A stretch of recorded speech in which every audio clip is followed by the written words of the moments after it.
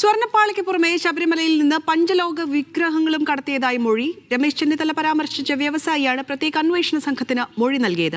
ഉണ്ണികൃഷ്ണൻ പോറ്റി ഇടനിലക്കാരനായി പണമിടപാട് നടത്തിയത് ശബരിമലയുമായി ബന്ധമുള്ള ഉന്നതനാണെന്നാണ് വ്യവസായിയുടെ മൊഴി.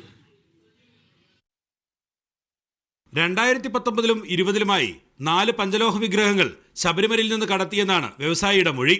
രമേശ് ചെന്നിത്തല നൽകിയ മൊഴിയെ തുടർന്നാണ് പ്രത്യേക അന്വേഷണ സംഘം വ്യവസായിയുടെ മൊഴി രേഖപ്പെടുത്തിയത്. ഉണ്ണികൃഷ്ണൻ പോറ്റി ഇടനിലക്കാരനായാണ് ഇടപാടുകൾ നടത്തിയതെന്നാണ് മൊഴി. വിഗ്രഹങ്ങൾ വാങ്ങിയത് ഡി മണി എന്നറിയപ്പെടുന്ന ചെന്നൈ സ്വദേശിയായ വ്യവസായിയെന്നും മൊഴിയിൽ പറയുന്നു. വിഗ്രഹങ്ങൾ കടത്തിയതിന്റെ പണം കൈപ്പറ്റിയത് ശബരിമലയുമായി ബന്ധമുള്ള ഉന്നതനെന്നും വ്യവസായിയുടെ മൊഴിയിലുണ്ട്. ദുബായ് കേന്ദ്രീകരിച്ചാണ് മണിയുടെ സാമ്പത്തിക ഇടപാടുകൾ. പഞ്ചലോഹ വിഗ്രഹങ്ങൾക്ക് പണം നൽകിയത് തിരുവനന്തപുരത്തെ ഹോട്ടലിൽ വെച്ചാണ്. മണി വിമാനമാർഗം തിരുവനന്തപുരത്തെത്തിയായിരുന്നു ഇടപാടുകൾ. പണം കേരളത്തിലെത്തിയത് ഡിണ്ടിഗലിൽ നിന്നെന്നും വ്യവസായി മൊഴി നൽകി. സ്വർണ്ണപ്പാളി കേസിൽ SIT അന്വേഷണം അവസാനഘട്ടത്തിൽ എത്തിയിരിക്കുകയാണ്.